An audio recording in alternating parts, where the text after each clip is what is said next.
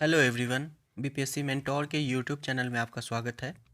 इस वीडियो में हम लोग इडुटेरिया की जो नई बुक आई है बिहार दरोगा के लिए, उसके टेस्ट नंबर 4 को डिस्कस करेंगे। टेस्ट नंबर 1 से 3 तक अपलोड किया जा चुका है, जिसका लिंक डिस्क्रिप्शन में दिया गया है। तो चलिए वीडियो की शुरुआत करते हैं। इस सेट का पहला प्रश्न है, not just cricket a reporter's journey पुस्तक के लेखक कौन है? तो इसका सही उत्तर हो जाएगा option B, Pradeep Magazine. Not just cricket a reporter's journey पुस्तक के लेखक प्रदीप मैग्नीज हैं और ये पुस्तक दिसंबर 2021 में जारी की जाएगी। अगला प्रश्न है, हाल ही में द्रोणाचार्य पुरस्कार विजेता तारक सिन्हा का निधन हो गया, उनका संबंध किस खेल से था? तो इसका सही उत्तर हो जाएगा ऑप्शन डी, क्रिकेट से। तारक सिन्हा का संबंध क्रिकेट से था। इन्होंने आशीष नेहरा, आकाश चोपड़ा, शिखर धवन एवं ऋषभ पंत जैसे क्रिकेटर को प्रशिक्षित किया था। अगला प्रश्न है, राष्ट्रीय जनजातीय नृत्य महोत्सव 2021 का आयोजन कहाँ किया गया? तो इसका सही उत्तर हो जाएगा ऑप्शन ए, छत्तीसगढ़। राष्ट्रीय जनजातीय नृत्य महोत्सव 2021 का आयोजन छत्तीसगढ़ की राजधानी रायपुर में किया गया। अगला प्रश्न है, मेजर ध्यानचंद खेल रत्न पुरस्कार 2021 हेतु कुल कितने खिलाड़ियों का चयन किया गया है? तो इसका सही उत्तर हो जाएगा ऑप्शन सी, 12 खिलाड़ियों का। मेजर ध्यानचंद खेल रत्न पुरस्कार 2021 हेतु 12 खिलाड़ियों का चयन किया गया है। वहीं अर्जुन अवार्ड हेतु 35 खिलाड़ियों का चयन किया गया है। अगला प्रश्न है, ग्लासगो में आयोजित जलवायु शिखर सम्मेलन 2021 में प्रधानमंत्री नरेंद्र मोदी ने ग्लोबल वार्मिंग से लड़ने हेतु किस 5 सूत्रीय योजना पर बल दिया है? तो इसका सही उत्तर हो जाएगा ऑप्शन सी, पंचामृत। प्रधानमंत्री मोदी ने ग्लोबल वार्मिंग और जलवायु परिवर्तन के विनाशकारी प्रभावों से लड़ने हेतु 5 सूत्रीय योजना पंचामृत पर बल दिया। अगला प्रश्न है, कोंकण युद्ध अभ्यास किन दो देशों के मध्य संयुक्त सैन्य अभ्यास है? तो इसका सही उत्तर हो जाएगा ऑप्शन ए, भारत तथा ब्रिटेन के मध्य। कोंकण युद्ध अभ्यास भारत तथा ब्रिटेन के मध्य प्रतिवर्ष होता है। अगस्त 2021 में इसका आयोजन ब्रिटेन में हुआ था। अगला प्रश्न है, भारत सरकार द्वारा बंदरगाहों में कार्बन उत्सर्जन को 30% तक कम करने का लक्ष्य कब तक रखा गया है? तो इसका सही उत्तर हो जाएगा ऑप्शन डी, 2030 तक। वर्ष 2030 तक बंदरगाहों में कार्बन उत्सर्जन को 30% तक कम करने का लक्ष्य रखा गया है। भारत को ऊर्जा स्वतंत्र बनाने का लक्ष्य 2047 तक का रखा गया है। अगला प्रश्न है, स्पिन योजना की शुरुआत किस मंत्रालय द्वारा किया गया है? इसका सही उत्तर हो जाएगा ऑप्शन सी, सूक्ष्म लघु एवं मध्यम उद्योग मंत्रालय के द्वारा स्पिन योजना को शुरू किया गया है।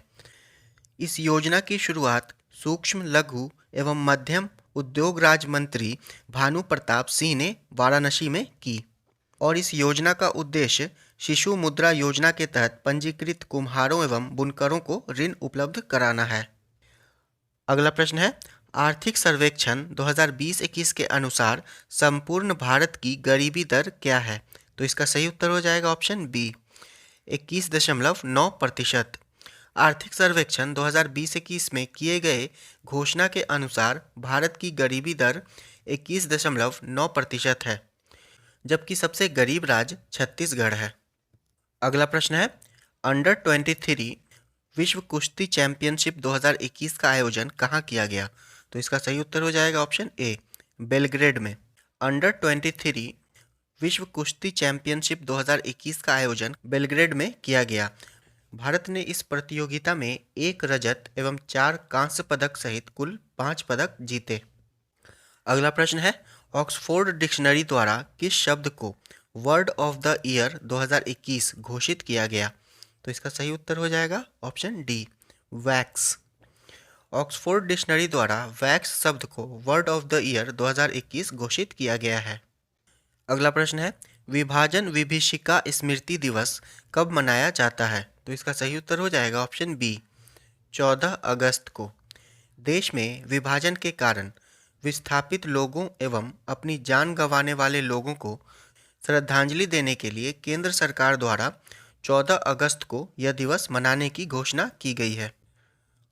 अगला प्रश्न है, WHO ने मई 2021 में भारत में खोजे गए कोरोना वायरस के नए संस्करण का नाम क्या दिया है? तो इसका सही उत्तर हो जाएगा ऑप्शन सी, डेल्टा। मई 2021 में विश्व स्वास्थ्य संगठन ने सर्वप्रथम भारत में खोजे गए कोरोना वायरस संस्करण B.1.617.2 को डेल्टा नाम दिया है।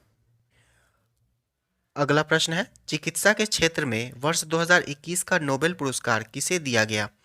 तो इसका सही उत्तर हो जाएगा ऑप्शन डी, डेविड जूलियस तथा आर्डेम पटापाउटियन, इन दोनों को चिकित्सा के क्षेत्र में नोबेल पुरस्कार दिया गया है और इन्हें यह पुरस्कार तापमान तथा स्पर्श के लिए रिसेप्टर्स की उनकी खोज के लिए दिया गया है।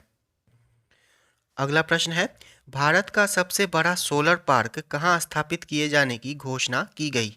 तो इसका सही उत्तर हो जाएगा ऑप्शन सी, गुजरात में। भारत का सबसे बड़ा सोलर पार्क गुजरात में स्थापित किया जाएगा और इसकी क्षमता 9,750 मेगावाट होगी। अगला प्रश्न है, छोटे उपग्रह के संयुक्त विकास के लिए भारत ने किस देश के साथ समझौता किया है? तो इसका सही उत्तर हो जाएगा ऑप्शन बी, भूटान के साथ। भारत ने सितंबर 2021 में छोटे उपग्रह के विकास के लिए भूटान के साथ समझौता किया है। अगला प्रश्न है, यूएई की पहली महिला अंतरिक्ष यात्री के रूप में किसे चुना गया है? तो इसका सही उत्तर हो जाएगा ऑप्शन सी, नौरा अल मातुशी को। नौरा अल मातुशी को यूएई की पहली महिला अंतरिक्ष यात्री के रूप में चयनित किया गया है।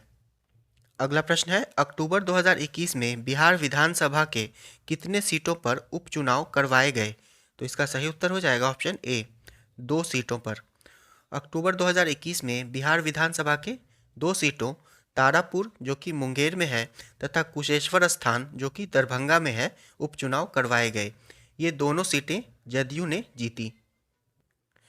अगला प्रश्न है, एडीबी यानी कि एशियन डेवलपमेंट बैंक ने वित्त वर्ष 2022 के लिए भारत का विकास दर कितने प्रतिशत रहने का अनुमान लगाया है? तो इसका सही उत्तर हो जाएगा ऑप्शन डी, 10%। एडीबी ने वर्ष 2022 के लिए भारत का विकास दर 10% रहने का अनुमान लगाया है और एडीबी का मुख्यालय मनीला में है। अगला प्रश्न है, प्रगति मोबाइल ऐप को किसके द्वारा जारी किया गया है? तो इसका सही उत्तर हो जाएगा ऑप्शन बी, एलआईसी यानी कि लाइफ इंश्योरेंस कॉरपोरेशन के द्वारा प्रगति मोबाइल ऐप को लॉन्च किया गया है और इसके माध्यम से ग्राहक प्रीमियम संबंधी जानकारी प्राप्त कर सकेंगे। अगला प्रश्न है, बजट 2021-22 के अनुसार राजस्व घाटा जीडीपी का कितना प्रतिशत है?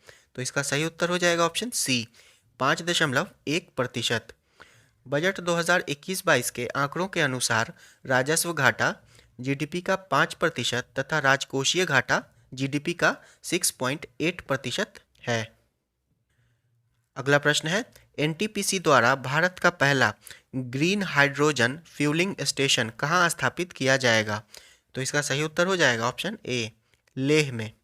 एनटीपीसी द्वारा भारत का पहला green hydrogen fuelling station Leh में स्थापित किया जाएगा। अगला प्रश्न है, बाघ गणना रिपोर्ट 2018 के अनुसार बिहार में बाघों की संख्या कितनी है? तो इसका सही उत्तर हो जाएगा ऑप्शन सी, 31। और बिहार में तेंदुओं की संख्या कितनी है? तो 98।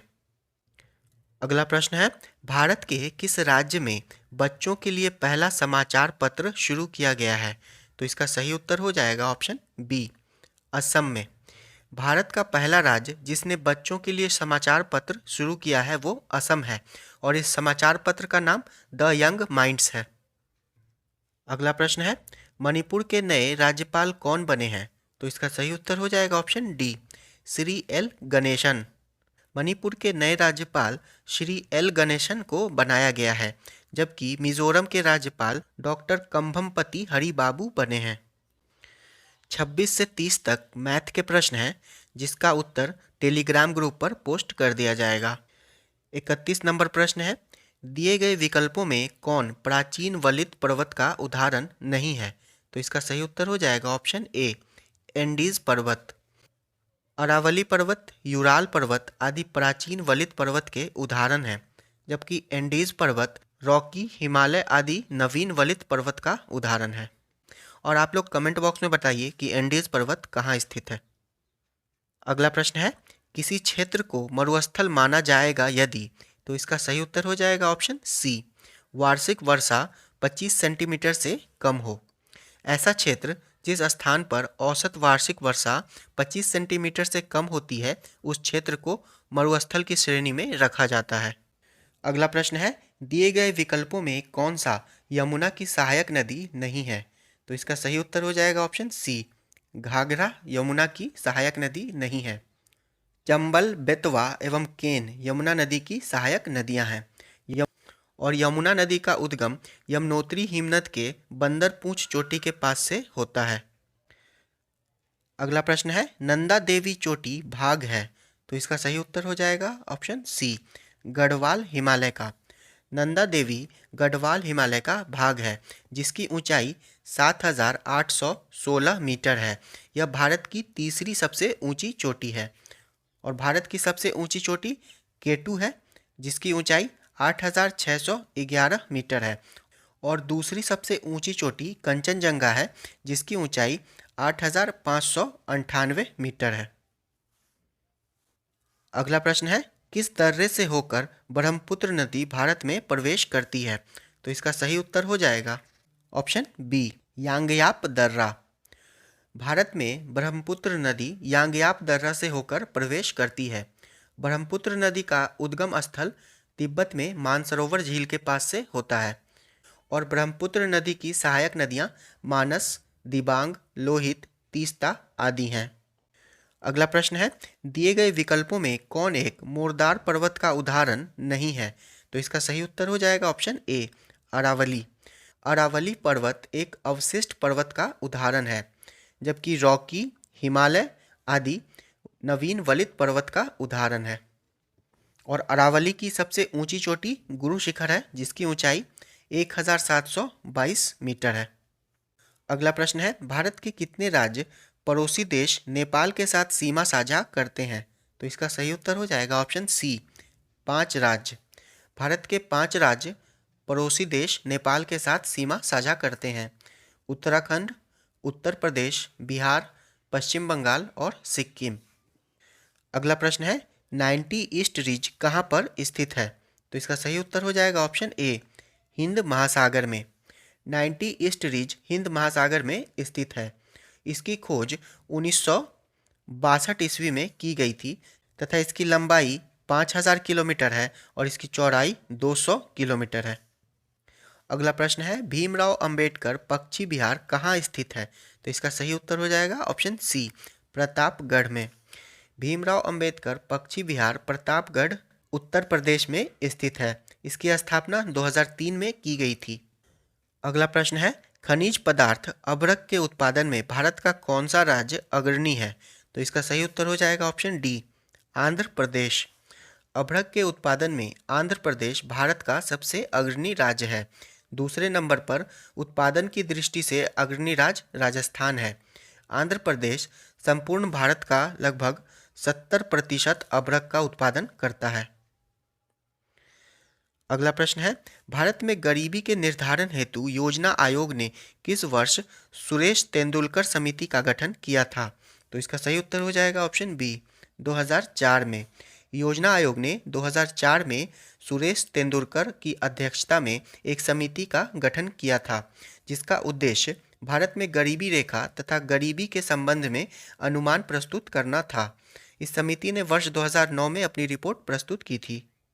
अगला प्रश्न है, केंद्र सरकार के कर राजस्व में सबसे महत्वपूर्ण स्रोत किसका है, तो इसका सही उत्तर हो जाएगा ऑप्शन सी, निगम कर।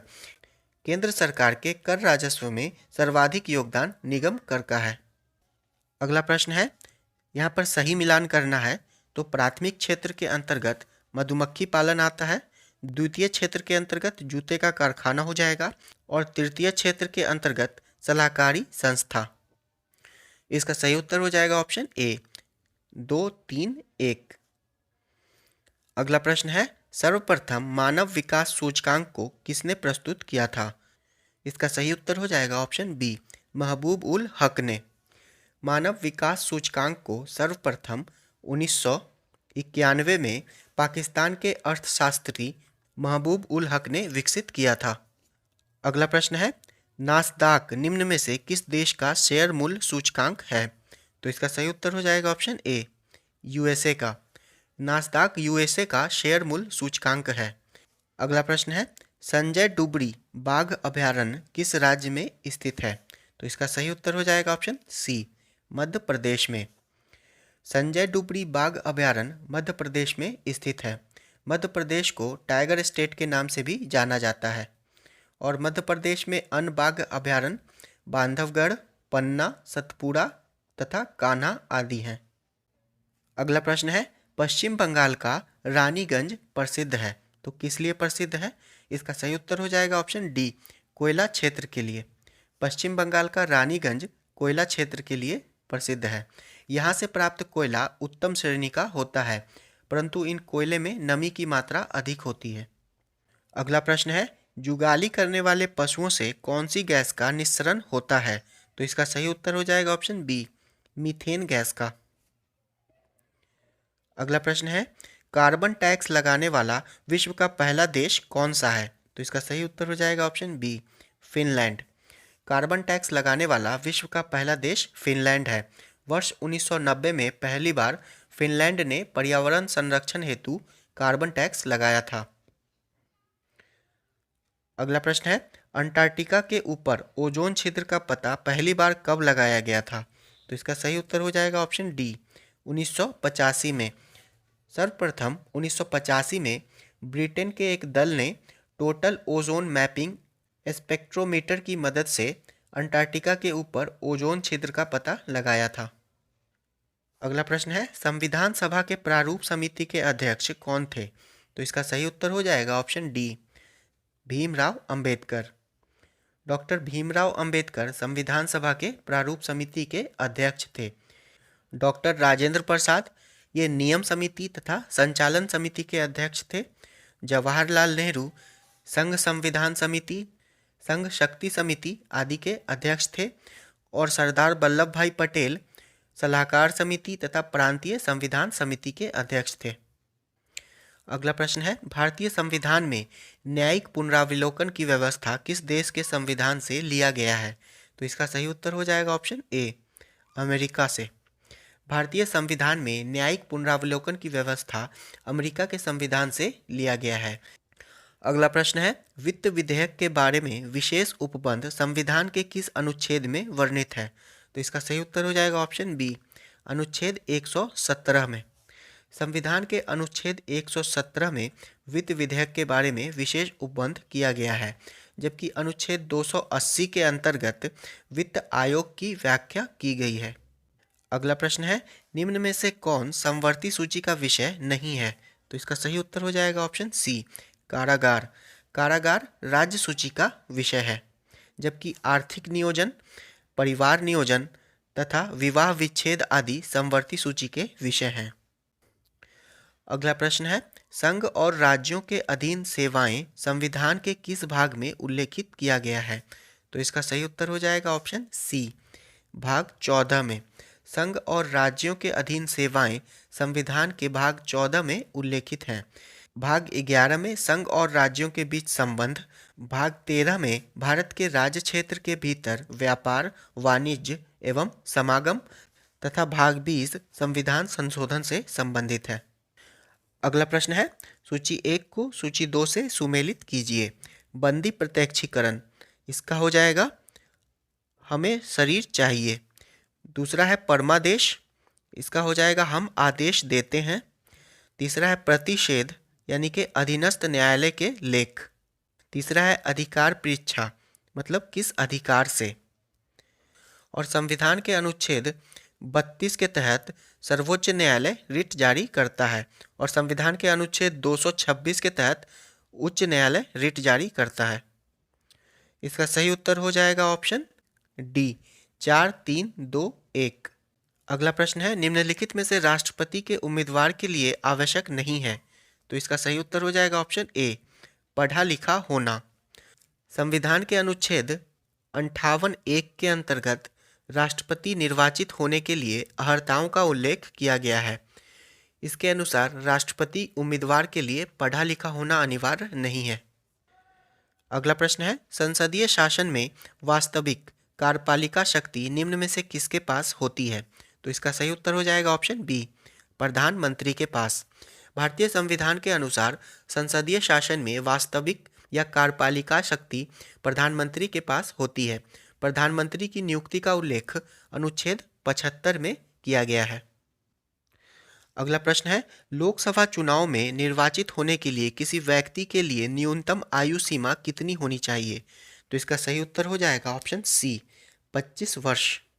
संविधान के अनुच्छेद 84 ख के अनुसार लोकसभा में निर्वाचित होने के लिए न्यूनतम आयु सीमा 25 वर्ष तथा राज्यसभा में निर्वाचित होने के लिए न्यूनतम आयु सीमा 30 वर्ष निर्धारित है।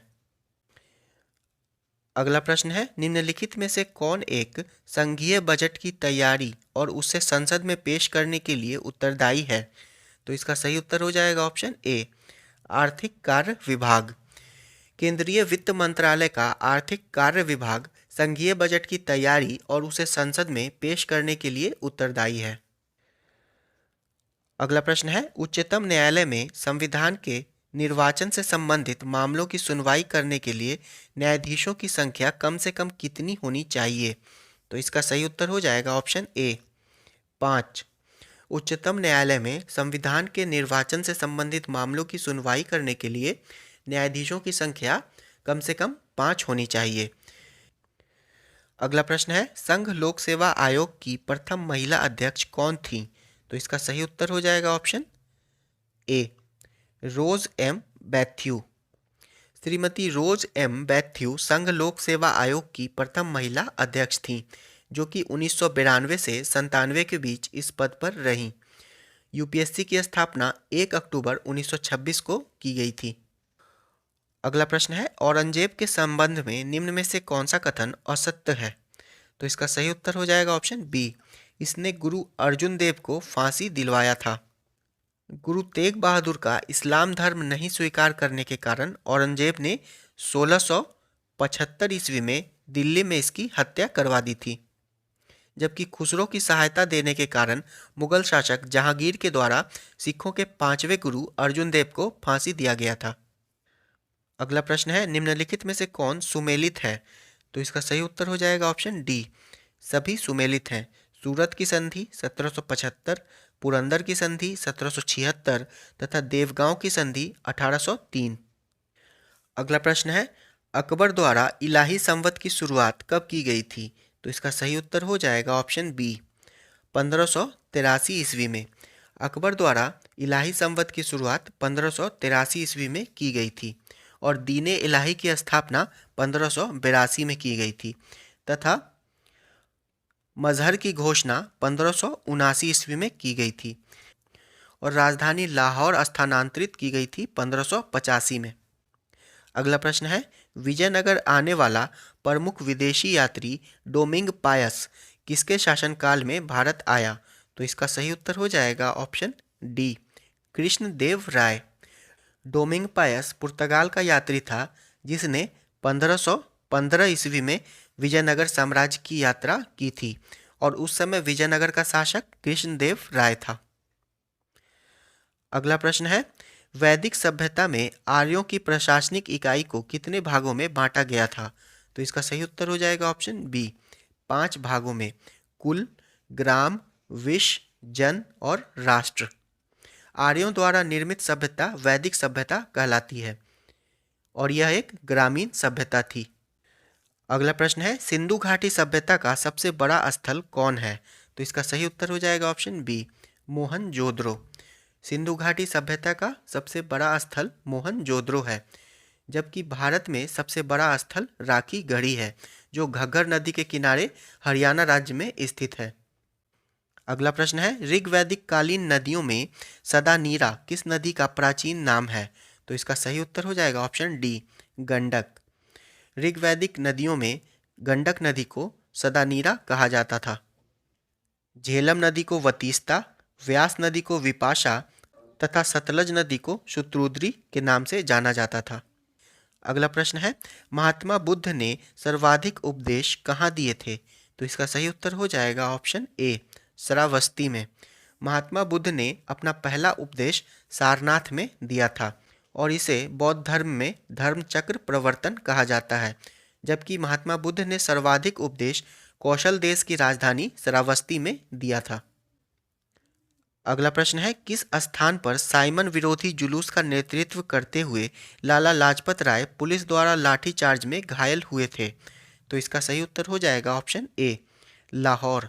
3 फरवरी 1928 ईस्वी को लाहौर में साइमन कमीशन का आगमन का विरोध करते समय पुलिस द्वारा किए गए लाठीचार्ज में लाला लाजपत राय गंभीर रूप से घायल हो गए थे। साइमन कमीशन को व्हाइट मैन कमीशन भी कहा जाता है। अगला प्रश्न है, Akhil Bharatiya trade union federation की स्थापना कब हुई थी? तो इसका सही उत्तर हो जाएगा ऑप्शन सी, 1920 में। Akhil Bharatiya trade union federation की स्थापना 1920 में हुई थी और लाला लाजपत राय इसके पहले निर्वाचित अध्यक्ष बने थे। अगला प्रश्न है, निम्नलिखित में से किसने गांधी इरविन समझौते में महात्मा गांधी के लाभ को सांत्वना पुरस्कार कहा था? तो इसका सही उत्तर हो जाएगा option A, Alan Campbell Johnson ने। लॉर्ड इरविन के जीवनीकार एलन कैंपबेल जॉनसन ने गांधी इरविन समझौता में गांधी के लाभों को सांत्वना पुरस्कार कहा था। अगला प्रश्न है, अपने अध्यक्षीय संबोधन के समय किसने हिंदी भाषा के लिए रोमन लिपि लागू करने की वकालत की थी? तो इसका सही उत्तर हो जाएगा ऑप्शन सी, सुभाष चंद्र बोस ने। सुभाष चंद्र बोस ने कांग्रेस के हरिपुरा अधिवेशन की अध्यक्षता की थी और ये अधिवेशन 1938 ईस्वी में हुआ था। इसी अधिवेशन के दौरान उन्होंने हिंदी शब्द के लिए रोमन लिपि लागू करने की वकालत की थी। अगला प्रश्न है, अखिल भारतीय मुस्लिम लीग के गठन का प्रस्ताव किसने दिया था? तो इसका सही उत्तर हो जाएगा ऑप्शन बी, सलीमुल्लाह खान ने। 1906 ईस्वी में ढाका के नवाब सलीमुल्लाह खान ने अखिल भारतीय मुस्लिम लीग के गठन का प्रस्ताव दिया था। मोहसिन अल मुल्क तथा वकारुल मुल्क को संयुक्त रूप से संगठन का सचिव नियुक्त किया गया था। लखनऊ में मुस्लिम लीग का मुख्यालय बनाया गया तथा इसके प्रथम अध्यक्ष आगा खां बने थे। अगला प्रश्न है, प्रकाश संश्लेषण प्रक्रम द्वारा पौधे कार्बोहाइड्रेट का संश्लेषण करते हैं।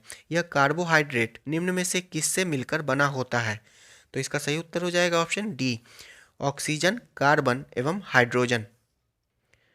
अगला प्रश्न है, निम्नलिखित में से कौन पादप हार्मोन नहीं है? तो इसका सही उत्तर हो जाएगा ऑप्शन सी, एपिनेफ्रिन। पादप हार्मोन ऐसे रसायन होते हैं जो पादप वृद्धि को नियंत्रित करते हैं। एपिनेफ्रिन पादप हार्मोन नहीं है। अगला प्रश्न है, सूची 1 को सूची 2 से सुमेलित कीजिए। पेप्टिक व्रण बैक्टीरिया के कारण होता है, डेंगू वायरस के कारण होता है, फील पाव कृमि के कारण होता है तथा मलेरिया प्रोटोजोआ के कारण होता है। तो इसका सही उत्तर हो जाएगा ऑप्शन सी, 4, 1, 3, 2। अगला प्रश्न है, निम्न में से कौन आनुवांशिक रोग है?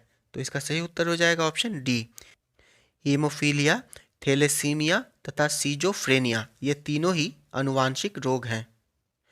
अगला प्रश्न है, निम्नलिखित में से कौन जीव निमेटोडा संघ के अंतर्गत आते हैं? इसका सही उत्तर हो जाएगा ऑप्शन डी, इनमें से सभी।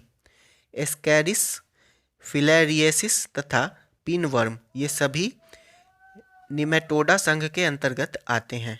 अगला प्रश्न है, लार में मुख्यतः कितने प्रकार के पाचक एंजाइम पाए जाते हैं? तो इसका सही उत्तर हो जाएगा ऑप्शन ए, 2 प्रकार के। मनुष्य में 3 जोड़ी लार ग्रंथियां पाई जाती हैं। लार में मुख्यतः 2 प्रकार के पाचक एंजाइम पाए जाते हैं, टाइलिन तथा लाइसोजाइम। अगला प्रश्न है, निम्नलिखित में से किसे कोशिकीय ईंधन भी कहा जाता है? तो इसका सही उत्तर हो जाएगा ऑप्शन बी, ग्लूकोज को। श्वसन की क्रिया से ऊर्जा का उत्पादन होता है और इस प्रक्रिया में सामान्य परिस्थितियों में ग्लूकोज का ऑक्सीजन की उपस्थिति में ऑक्सीकरण होता है और ऊर्जा मुक्त होती है। इसी कारण ग्लूकोज को कोशिकीय ईंधन कहा जाता है। नेक्स्ट क्वेश्चन है, अधिकांश कीट श्वसन करते हैं। तो इसका सही उत्तर हो जाएगा ऑप्शन बी, वातक तंत्र से। कीटों में श्वसन के लिए नलियों का जाल बिछा रहता है जिसे वातक तंत्र कहा जाता है। ये तंत्र बाहरी वायु को ग्रहण कर शरीर के प्रत्येक कोशिकाओं तक पहुंचाने में सहायक होते हैं। अगला प्रश्न है, प्रकाश की गति किसके बीच से जाते हुए न्यूनतम होगी? तो इसका सही उत्तर हो जाएगा ऑप्शन बी, कांच। जिस वस्तु या पदार्थ का अपवर्तनांक ज्यादा होता है उसमें प्रकाश की गति न्यूनतम होती है। कांच, निर्वात, जल, वायु में से कांच का अपवर्तनांक सबसे ज्यादा है, अतः प्रकाश की गति इसमें सबसे कम होगी। अगला प्रश्न है, साबुन के पतले झाग में चमकदार रंगों का बनना किस परिघटना का परिणाम है? तो इसका सही उत्तर हो जाएगा ऑप्शन ए, परावर्तन और व्यतिकरण। साबुन के पतले झाग में चमकदार रंगों का बनना बहुलित परावर्तन और व्यतिकरण का परिणाम है। अगला प्रश्न है, तंतु प्रकाशिकी संचार से संकेत किस रूप में प्रवाहित होता है? तो इसका सही उत्तर हो जाएगा ऑप्शन डी, प्रकाश तरंग। तंतु प्रकाशिकी संचार एक प्रणाली है जिसमें सूचनाओं की जानकारी एक स्थान से दूसरे स्थान तक ऑप्टिकल फाइबर के माध्यम से प्रकाश बिंदुओं के रूप में भेजी जाती है। अगला प्रश्न है, यदि एक लोलक को भूमध्य रेखा से ध्रुवों की ओर ले जाया जाता है तो उसका आवर्तकाल ध्रुव पर होगा। तो इसका सही उत्तर हो जाएगा ऑप्शन बी, न्यूनतम होगा। अगर एक लोलक को भूमध्य रेखा से ध्रुवों की ओर ले जाया जाता है तो गुरुत्व बल में परिवर्तन के कारण उसका आवर्तकाल ध्रुवों पर न्यूनतम हो जाएगा, जबकि भूमध्य रेखा पर अधिकतम होगा। अगला प्रश्न है, 1 किलो कैलोरी का मान कितना जूल के बराबर होता है? तो इसका सही उत्तर हो जाएगा ऑप्शन बी, 4184 जूल। अगला प्रश्न है, साबुन के बुलबुले के अंदर का दाब वायुमंडलीय दाब से, तो इसका सही उत्तर हो जाएगा ऑप्शन ए, अधिक होता है। साबुन के बुलबुले के अंदर का दाब वायुमंडलीय दाब से अधिक होता है। इसी के कारण साबुन का बुलबुला स्वतः नहीं फूटता। यदि वायुमंडलीय दाब अधिक हो जाएगा तो वह तुरंत फूट जाएगा। अगला प्रश्न है, निम्नलिखित में से किसका प्रयोग टीवी के रिमोट कंट्रोल में किया जाता है? तो इसका सही उत्तर हो जाएगा ऑप्शन सी, अवरक्त किरण का। अवरक्त किरण का प्रयोग टीवी रिमोट कंट्रोल में किया जाता है और अवरक्त किरण की खोज विलियम हर्शेल ने की थी और यह एक विद्युत चुंबकीय तरंग है। अगला प्रश्न है, निम्न में से कौन जेल का उदाहरण है? तो इसका सही उत्तर हो जाएगा ऑप्शन ए, जूतों की पॉलिश। जेल एक कोलाइडी विलयन का स्वरूप है।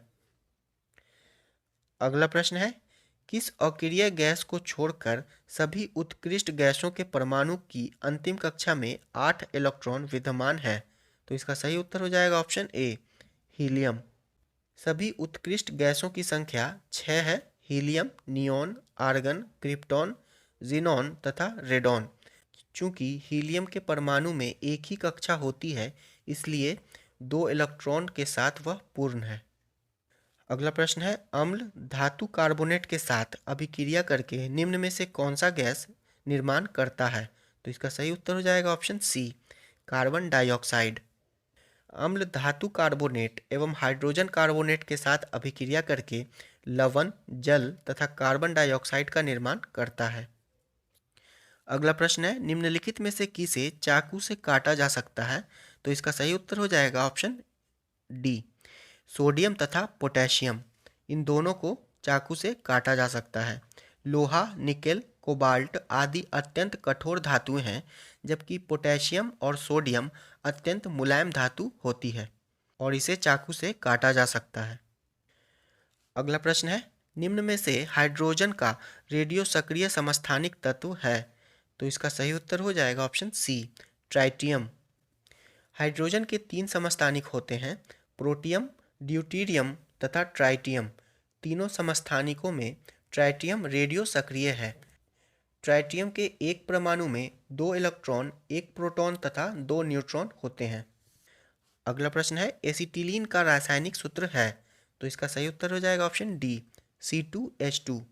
एल्काइन समूह का सूत्र होता है CnH2n-2। अगला प्रश्न है, ब्लैक गांधी निम्न में से किसका उपनाम है?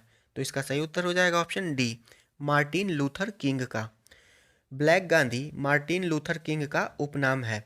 अगला प्रश्न है, रविंद्रनाथ टैगोर को भारत रत्न कब मिला? तो इसका सही उत्तर हो जाएगा ऑप्शन बी, 1913 में।